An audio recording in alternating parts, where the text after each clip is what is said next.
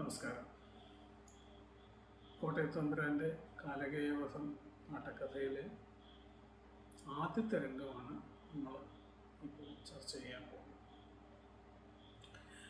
ഈ വിവരണം ഗ്രഹിതക്കാരായിട്ടുള്ള ആസ്വാദകർക്ക് വേണ്ടിയല്ല, മറിച്ച് കഥകളി കണ്ടു തുടങ്ങുന്ന അല്ലെങ്കിൽ കാലകേയവധമൊക്കെ ആദ്യമായിട്ടോ അല്ലെങ്കിൽ രണ്ടാമതായിട്ടോ ഒക്കെ കാണുന്ന ആൾക്കാർക്ക് എന്താണ് ഓരോ രംഗത്തിലെയും ആശയമെന്നും അല്ലെങ്കിൽ എന്താണ് ഓരോ രംഗത്തിലും ഓരോ കഥാപാത്രവും ചെയ്യുന്നതെന്നും അതിൽ ശ്രദ്ധിക്കേണ്ട ഭാഗങ്ങൾ ഏതൊക്കെയാണ് എന്നും ഒന്ന് പരിചയപ്പെടുത്തുക എന്നുള്ളത് വളരെ സിമ്പിളായിട്ടുള്ള ഉദ്ദേശം മാത്രമേ ഈ വീഡിയോയ്ക്കുള്ളൂ. അതുകൊണ്ട് തന്നെ ഗ്രഹിതക്കാരായ ആസ്വാദകർക്ക് വേണ്ടിയല്ല എന്ന് ആദ്യം തന്നെ കാണുന്നത്. ആദ്യത്തെ രംഗം തൻ്റെ മകനായ അർജുനൻ ശ്രീപരമേശ്വരനിൽ നിന്ന് പാശുപതാസ്ത്രമൊക്കെ നേടി കൈലാസപർവ്വതത്തിൻ്റെ താഴ്വരയിൽ വസിക്കുന്നു. അവനെ കാണുവാൻ തനിക്ക് ആഗ്രഹമുണ്ട്. അവനെ കൊണ്ട് ദേവലോകത്ത് പല കാര്യങ്ങളും ചെയ്യിക്കുവാനുമുണ്ട്. അതുകൊണ്ട് അല്ലയോ മാതലി, അതായത് ദേവേന്ദ്രൻ്റെ പേരാണ്, ദേവമാതലി, ഈ പോയി അവനെ കൂട്ടിക്കൊണ്ടുവരിക എന്ന് ഇന്ദ്രൻ പറയുന്ന രംഗമാണ് ആദ്യത്തേത്. ഇന്ദ്രനും അദ്ദേഹത്തിൻ്റെ തേരാളിയായ മാതലിയുമാണ് ഈ രംഗത്തിലുള്ളത്. ഇന്ദ്രൻ ഒരു കുട്ടിത്തരം വേഷമാണ്, അതായത് പഠിച്ച് കുറച്ചൊക്കെ അരങ്ങ് കിട്ടിയ കുട്ടികളെ അവതരിപ്പിക്കേണ്ട വേഷമാണ്, പച്ച വേഷമാണ് ഇന്ദ്രൻ. കേശപാരം വെച്ച് സാധാരണ പച്ച വേഷം.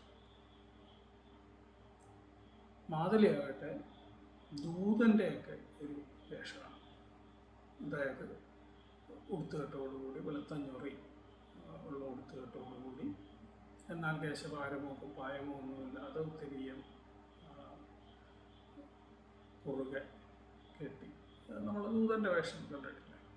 മുഖത്ത് മിനുക്കി, തലയിൽ ചുവന്ന കെട്ട് ഒക്കെ ആയിട്ട് ദൂതൻ്റെ വേഷം. ഇത് രണ്ടും കുട്ടിത്തരം അല്ലെങ്കിൽ ഇടത്തരം, കുട്ടിത്തരം കഴിഞ്ഞ് ഇടത്തരത്തിലേക്ക് എത്തുന്ന ആൾക്കാർ ചെയ്യുന്ന വേഷങ്ങളാണ്. അതുകൊണ്ട് തന്നെ ചൊല്ലിയാട്ടത്തിന് വളരെ പ്രാധാന്യമുള്ള അവതരണ രീതിയാണ് ഈ രണ്ട് വേഷങ്ങൾക്കും ചിട്ട ചെയ്യുന്നത്. ഈ കലകേയവത്തിൻ്റെയൊക്കെ ഒരു പ്രത്യേകത എന്തെന്ന് വെച്ച് കഴിഞ്ഞാൽ, ഇത് കളരിയിൽ ചിട്ട ചെയ്ത് കളരിയിൽ ചൊല്ലിയാടിക്കുന്ന കഥകളാണ്, മുഴുവനായും തന്നെ ചൊല്ലിയാടിക്കുന്ന കഥകളാണ് എന്ന് മാത്രമല്ല, അതിൻ്റെ അവതരണത്തിൽ അധികം മനോധർമ്മത്തിന്, കലാകാരൻ്റെ മനോധർമ്മത്തിന് സാധ്യത കൊടുക്കാത്ത ഒരു ചിട്ടപ്പെടുത്തലുമാണ് ഇതിൽ ചെയ്തിരിക്കുന്നത്. കളരിയിലേക്ക് കാണുന്നത് തന്നെയാണ് കൂടുതലായും ആരെങ്കിലും നമ്മൾ കാണുക. അപ്പോൾ ഈ രണ്ട് കഥാപാത്രങ്ങളാണ് ഈ രംഗത്ത് വരുന്നത്.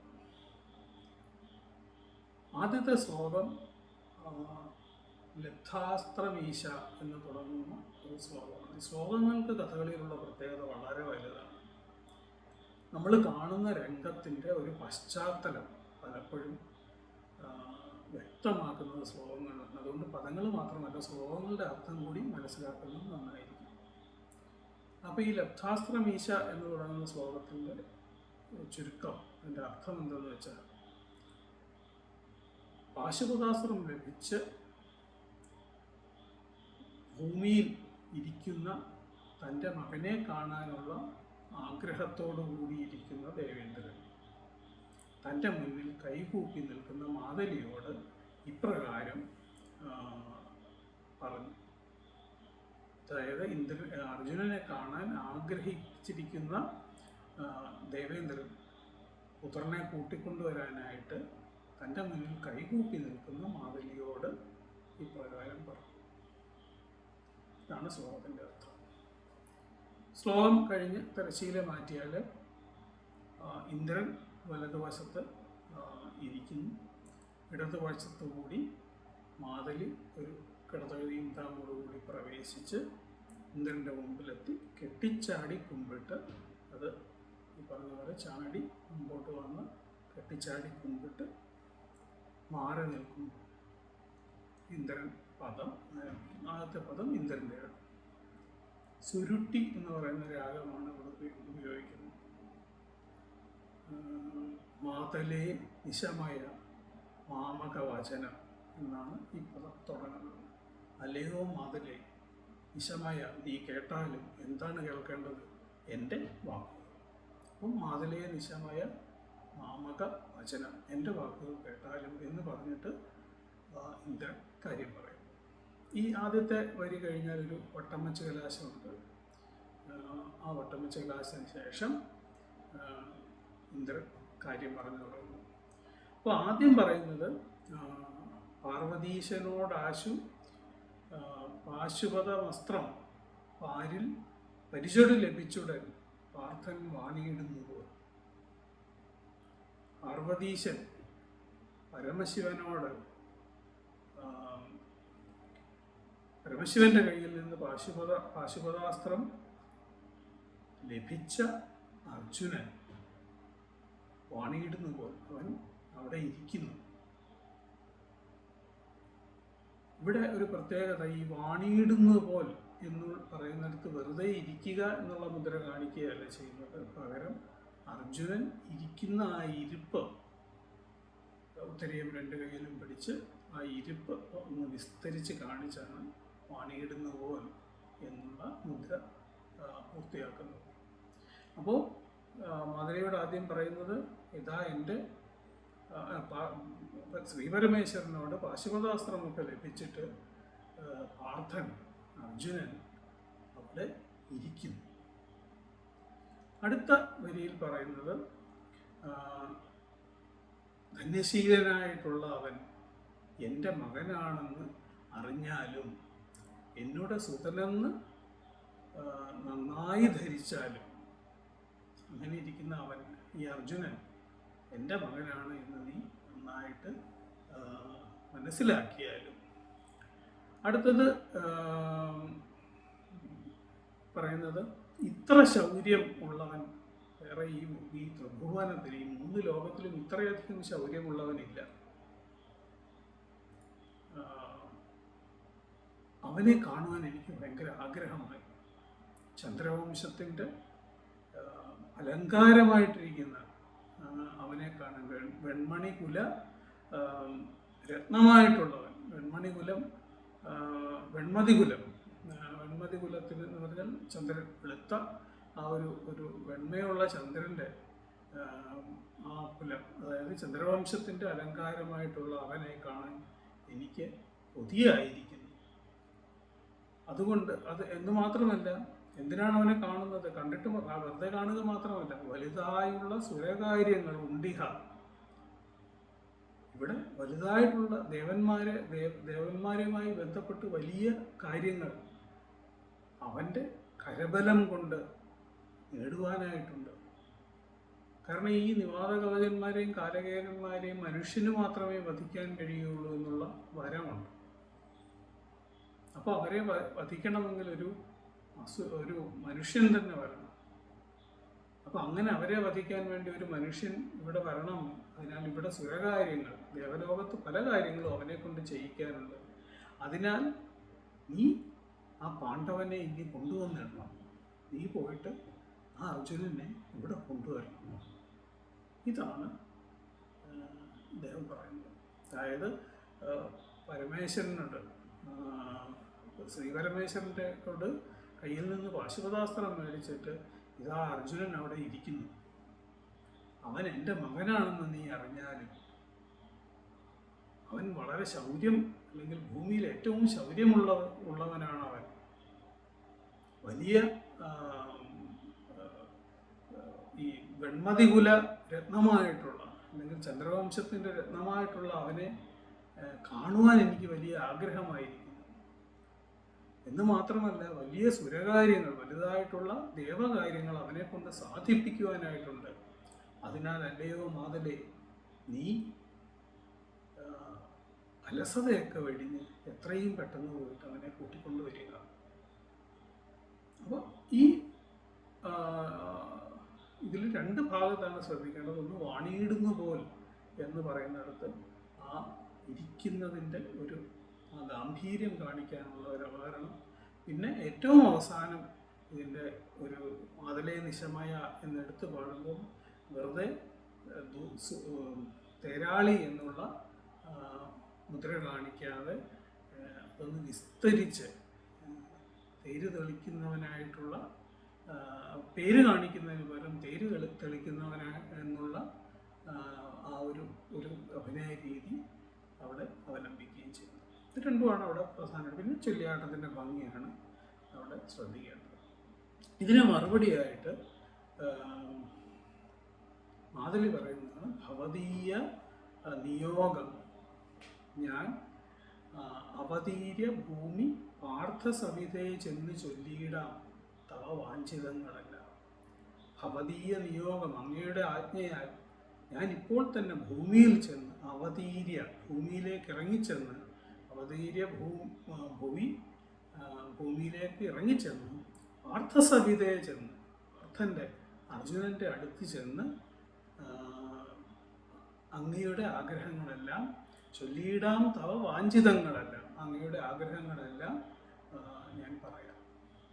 ഇത്രയും പറഞ്ഞിട്ട് മാതലി ഇന്ദ്രനെ വീണ്ടും ഒന്നുകൂടി കെട്ടിച്ചാടി തൊഴുത് മാറിക്കഴിഞ്ഞ് ഇന്ദ്രനെ യാത്രയാക്കി വീണ്ടും തിരിഞ്ഞു വന്നിട്ടാണ് തേര് കൂട്ടിക്കെട്ടൽ എന്ന് പറയുന്ന ഒരു ചടങ്ങ്. അതിൻ്റെ ഒരു ആശയം എന്താണെന്ന് വെച്ച് കഴിഞ്ഞാൽ, താൻ ഭൂമിയിലേക്ക് പോകുന്നതിന് മുമ്പ് ആ തേര് ഒരുക്കിയെടുക്കുകയാണ് ചെയ്യുന്നത്. അപ്പോൾ അവിടെ വേണമെങ്കിൽ യുക്തിപരമായിട്ടൊരു ചോദ്യം ചോദിക്കാം, ഈ ഇന്ദ്രൻ്റെ പേരിങ്ങനെ അഴിച്ച് നമ്മൾ വെച്ചിരിക്കുകയാണോ, ആവശ്യമുള്ളപ്പോൾ ഇതെല്ലാം കൂടെ കൂട്ടിക്കെട്ടിയിട്ടാണോ കൊണ്ടുപോകുന്നതെന്ന് ചോദിച്ചു കഴിഞ്ഞാൽ യുക്തിപരമായിട്ട് ചിലപ്പോൾ ആ ചോദ്യം സാധ്യതയുള്ള ചോദ്യമാണ്. പക്ഷേ കഥകളിയിൽ പലപ്പോഴും യുക്തിയേക്കാൾ പ്രാധാന്യം ദൃശ്യഭംഗിക്ക്. അപ്പോൾ ഈ തേര് കൂട്ടിക്കെട്ടുക എന്ന് പറയുന്ന ആ ഒരു ഭാഗം ദൃശ്യപരമായിട്ടും കൊറിയോഗ്രഫി, നൃത്തത്തിന് പ്രാധാന്യത്തോട് കൂട്ടിയിട്ടുള്ളൊരു വലിയ ദൃശ്യാവിഷ്കാരമാണ്. അതിൻ്റെ ഭംഗിയാണ് നമ്മൾ യുക്തിയേക്കാൾ കൂടുതൽ ആസ്വദിക്കേണ്ടത്. അപ്പോൾ കല്ലുവഴി സമ്പ്രദായത്തിൽ അതുപോലെ തന്നെ തെക്കൻ സമ്പ്രദായത്തിലും തേര് കൂട്ടിക്കെട്ടലും ചെറിയ ചെറിയ വ്യത്യാസങ്ങളുണ്ട്. അത് ആയിക്കോട്ടെ. പക്ഷേ നമുക്കിപ്പോൾ കല്ലുവഴി സമ്പ്രദായത്തിലുള്ള തേര് കൂട്ടിക്കെട്ടൽ എങ്ങനെയാണെന്നുള്ളതും കൂടി ചുരുക്കിയെന്ന് പറയാം. അതിൽ ചെയ്യുന്നത് എന്താണെന്ന് വെച്ച് കഴിഞ്ഞാൽ, അവിടെ നിന്ന് ചെന്ന് തേര് രഥപ്പുര കണ്ട്, തേര് വെച്ചിരിക്കുന്ന പുര കണ്ട് അകത്തേക്ക് കയറി തേര് പുറത്തേക്ക് വലിച്ച് തേരൊന്ന് ഒലച്ച് നോക്കും. തേരിങ്ങനെ പിടിച്ച് ഒലച്ച് നോക്കിയിട്ട് ഇളക്കമുണ്ട് എന്ന് കണ്ടിട്ടാണ് തേര് ഉറപ്പിക്കാൻ പോകുന്നത്.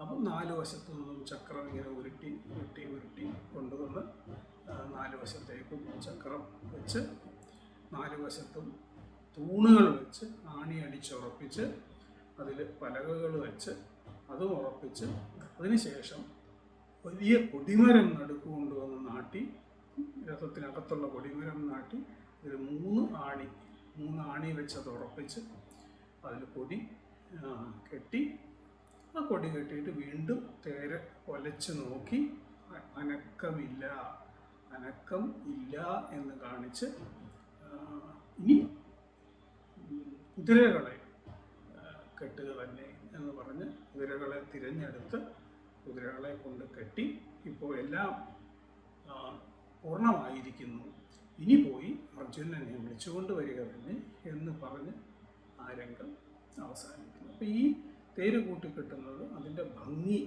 ആണ് നമ്മൾ ശ്രദ്ധിക്കേണ്ടത്. ഇവിടെ മറ്റൊരു കാര്യം കൂടി ശ്രദ്ധിക്കേണ്ടത്, കോട്ടയത്ത് തമ്പുരാൻ എങ്ങനെയാണ് തൻ്റെ നായകനെ ഇൻട്രൊഡ്യൂസ് ചെയ്യുന്നതെന്നുള്ളത്. നായകൻ എത്തുന്നതിന് മുമ്പ് തന്നെ അതിലൊരു ബിൽഡപ്പ് അദ്ദേഹം പലപ്പോഴും ഉണ്ടാകും. അതാണ് ഈ മാതലിയോട് ഇന്ദ്രൻ പറയുന്ന ആരാണ് അർജുനൻ എന്ന് നമുക്ക് മനസ്സിലാക്കി തരുന്ന ഒരു മാതലിയോടാണ് പറയുന്നതെങ്കിലും പ്രേക്ഷകന് ആരാണ് അർജുനൻ എന്ന് പറഞ്ഞ് അവൻ്റെ മഹത്വം പറഞ്ഞ് അർജുനനെ ഒരു വലിയ ഫിഗറാക്കി മാറ്റാനുള്ള ഒരു പ്രീ വർക്കാണ് ഇവിടെ ശരിക്കും പറയാൻ ചെയ്യുന്നത്. അല്ലെങ്കിൽ മാതലി നീ പോയി അവിടെ വിളിച്ചുകൊണ്ട് വരുമെന്ന് പറഞ്ഞാൽ മതി. പക്ഷെ അവിടെ എന്തൊക്കെയാണ് പറയുന്നത്? പാശുപതാസ്ത്രം ശ്രീപരമേശ്വരനോട് പാശുപതാസ്ത്രം നേടിയ, ലോകത്ത് ഇത്രയധികം എൻ്റെ മകനാണ്, ഇന്ദ്രൻ്റെ മകൻ എന്ന് പറയുമ്പോൾ അതിൻ്റേതായ സ്ഥാനമായി, ലോകത്ത് ഇത്രയും ശൗര്യമുള്ളവരില്ല. ഇന്ദ്രനാ പറയുന്നത്, ലോകത്ത് ഇത്രയും ശൗര്യമുള്ളവരില്ല. പിന്നെ വെൺമണികുല തിലകനാണ്, വെൺമണികുല രത്നമാണ്, അതായത് ചന്ദ്രവംശത്തിൻ്റെ രത്നമായിട്ടുള്ളത്, ചന്ദ്രവംശത്തിലെ ഏറ്റവും ശ്രേഷ്ഠനായിട്ടുള്ളവനാണ്. അവനെ കൊണ്ട് ഇവിടെ വലുതായിട്ടുള്ള സുരകാര്യങ്ങൾ, അതായത് ദേവന്മാർക്ക് പോലും സാധിക്കാത്ത പല കാര്യങ്ങളും ചെയ്യാൻ കെൽപ്പുള്ളവനാണ്. ഇങ്ങനെ അർജുനനെ ഓൾറെഡി തന്നെ, നമ്മൾ അടുത്ത രംഗത്ത് കാണുന്ന അർജുനനെ ഓൾറെഡി തന്നെ ഇവിടെ സൃഷ്ടിച്ചെടുക്കുകയാണ്, നമ്മുടെ മനസ്സിൽ സൃഷ്ടിച്ചെടുക്കുകയാണ്. അർജുനൻ്റെ ഇരിപ്പ് മാത്രമല്ല, നമ്മുടെ മനസ്സിൽ കൂടി അർജുനൻ എന്ന് പറയുന്നത് ഒരു വലിയ സംഭവമാക്കി സൃഷ്ടിച്ചെടുക്കുകയാണ്. ഇത് കോട്ടയത്ത് തമ്പുരാൻ പല സ്ഥലങ്ങളിലും പല നായകന്മാരെയും അവതരിപ്പിക്കുമ്പോൾ ഈ തരത്തിലുള്ള ഒരു വിപുലീകരണം, ആ നായകൻ്റെ ഒരു പ്രതിഷ്ഠ കൃത്യമായിട്ട് ചെയ്യാറുണ്ട്. അതുകൂടിയാണ് ആ പദത്തിൻ്റെ ഉദ്ദേശം. അത് വെറുതെ കാര്യം പറയുക മാത്രമല്ല, ഇങ്ങനെ അർജുനൻ്റെ ഗുണങ്ങൾ എണ്ണി പറഞ്ഞ് ഇനിയും വരുന്നുണ്ടത്, അടുത്ത രംഗത്തിലും വരുന്നുണ്ട്. ഇതാണ് ആദ്യത്തെ രംഗം. തേരും കൊണ്ട് ഭൂമിയിലേക്ക് മാവേലി പോകുന്നതോടുകൂടി ആദ്യത്തെ രംഗം അവസാനിക്കും.